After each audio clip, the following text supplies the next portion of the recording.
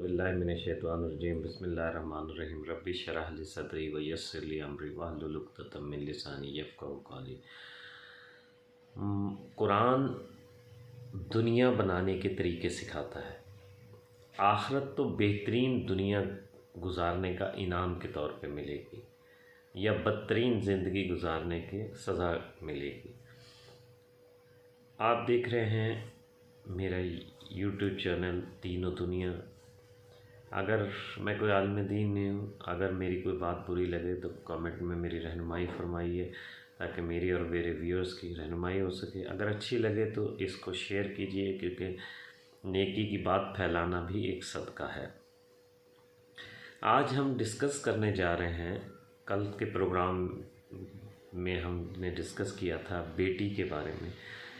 बेटी के दीन में क्या हकूक़ है, बेटी को कैसे परवान चढ़ाना चाहिए, आका दो जहां ने क्या फरमाया, कुरान पाक क्या फरमाता है।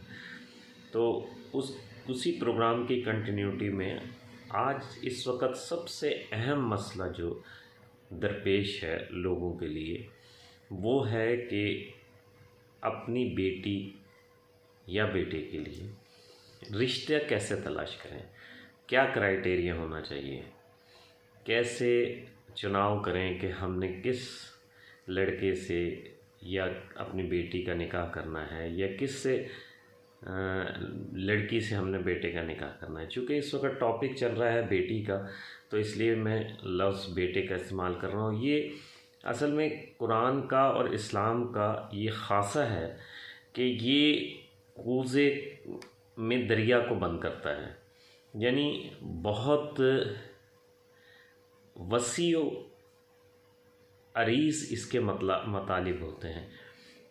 इसीलिए अल्लाह ने फरमाया तफ़क्कहू फ़िद्दीन, दीन में समझ बूझ हासिल करो। इन्ना अरसलना कुरानन अरबिय्या लअल्लकुम ताक़िलून, हमने कुरान को अरबी में इसलिए नाजिल किया ताकि तुम इसे समझो।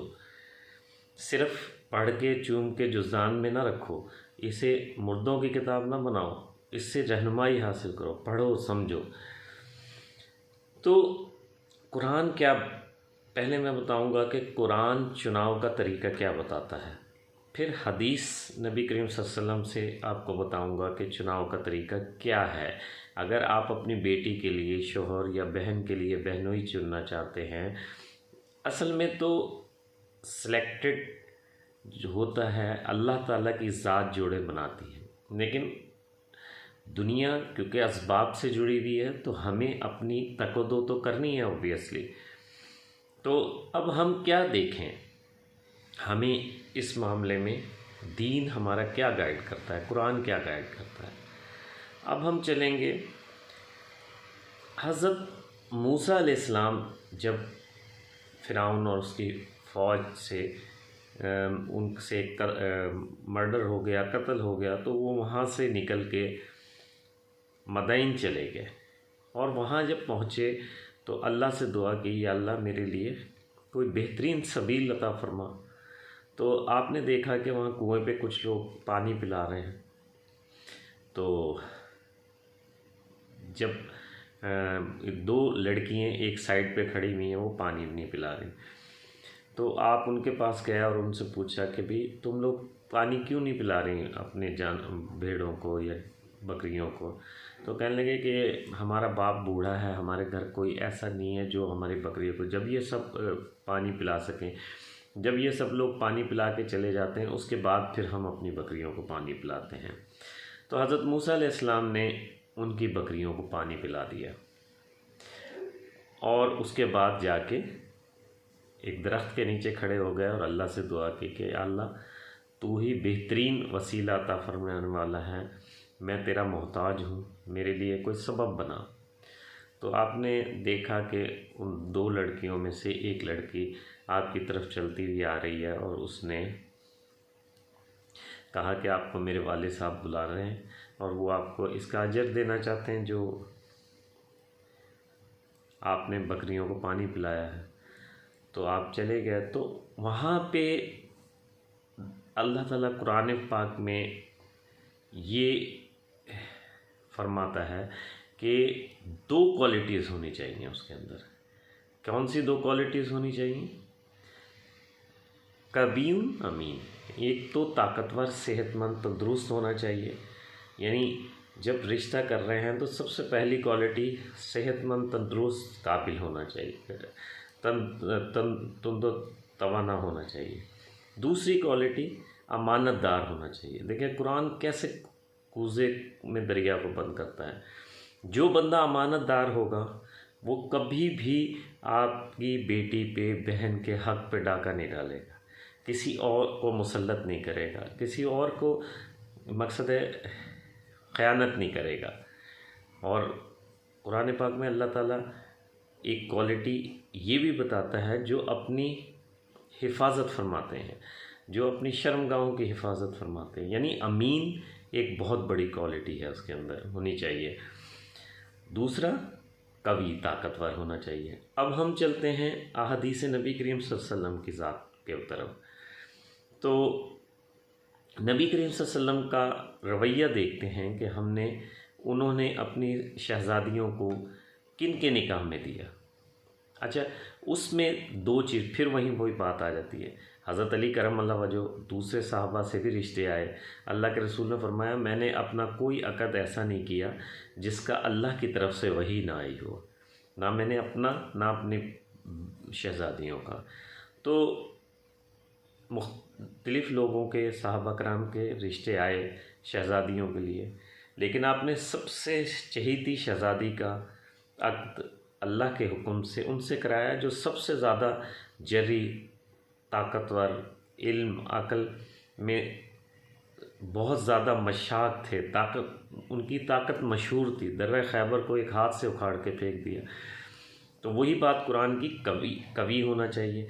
नंबर 2 अमीन होना चाहिए। अच्छा, तीसरी बात क्या है कि फाइनेंशियल स्टेटस भी उसका आपको देखना है, क्योंकि बाकी 2 साहबजादियों की, 2 शहज़ादियों की अक़द आपने हज़रत उस्मान गनी रज़ियल्लाहु ताला अन्हु से कहा। उनमें भी वही 2 खूबियाँ थी। एक तो वो बेइंतहा कामिल हया वल ईमान कहा जाता है उन्हें। हया और ईमान, आप नबी करीम सल्लल्लाहु अलैहि वसल्लम ने जब से आपके दीदार किया उसके बाद अपने निचले जिस्म को सारी उम्र नहीं देखा। तो इस हद तक अमानतदार होना चाहिए। यानी पहली शर्त कुरान और हदीस में क्या बताई गई है कि एक तो कवि होना चाहिए, फिर अमानतदार होना चाहिए। नंबर 3, अब आ जाते हैं उस क्राइटेरिया की तरफ जिसका कल बात हो रही थी, जो अहादीस करीमा से मिलता है। अब हमने उसके साथ साथ दुनियावी तौर पे भी देखना है कि दुनियावी तौर पे उसमें क्या क्या क्वालिटीज़ होनी चाहिए। दुनियावी तौर में उसमें वही क्वालिटीज़ होनी चाहिए जो एक इमाम बनाने के लिए ज़रूरी हैं। नंबर 1, सबसे पहले इमाम बनाने के लिए अमल में जो सबसे ज़्यादा हो। अगर तुम में जो अमल में सबसे ज़्यादा है उसको इमाम बनाएं। उसके बाद अगर अमल में सब बराबर हों तो जो इल्म में सबसे ज़्यादा हो। अगर इल्म में भी सब बराबर हों तो जो शक्ल में सबसे ज़्यादा हो। इसी तरीके से एक लंबी हदीस है। तो ये मेन 3 चीज़ें जिस वक़्त हम इसको एक जगह कैलकुलेट कर लेते हैं, ये क्वालिटीज़ देख लेते हैं। एक अमानतदार होना चाहिए, फाइनेंशियल स्टेटस सही होना चाहिए, उसके अलावा सबसे ज़्यादा आपके पास 2-3 चॉइसेस हैं, उन चॉइसेस में जो सबसे ज़्यादा आपको अमल में सबसे ज़्यादा लगे। यानी इल्म का दर्जा बाद में दूसरे नंबर पे आपने रखा गया। उसकी वजह क्या है? इल्म जो है इंसान, अब एक मिसाल की बात है, आजकल के क्राइटेरिया कि इस्लाम हर दौर पे पूरा होता है। आजकल का अगर हम क्राइटेरिया देखें, अगर हम इल्म देखें तो पता नहीं किस तरीके से डिग्री उसने हासिल की, कैसे इल्म हासिल किया। अमल देखें, क्या वो बेशक छोटा कम काम कर रहा है, बेशक थोड़ा काम कर रहा है, लेकिन काम करता होना चाहिए। अगर उसे काम करने का शौक़ है, अमल में अगर आपके पास 2 चॉइसेस हैं, 3 चॉइसेस हैं, तीनों में से देखें जो अमल में कौन मशाक है, अमल कौन ज़्यादा करता है, हर तरीके से देखें।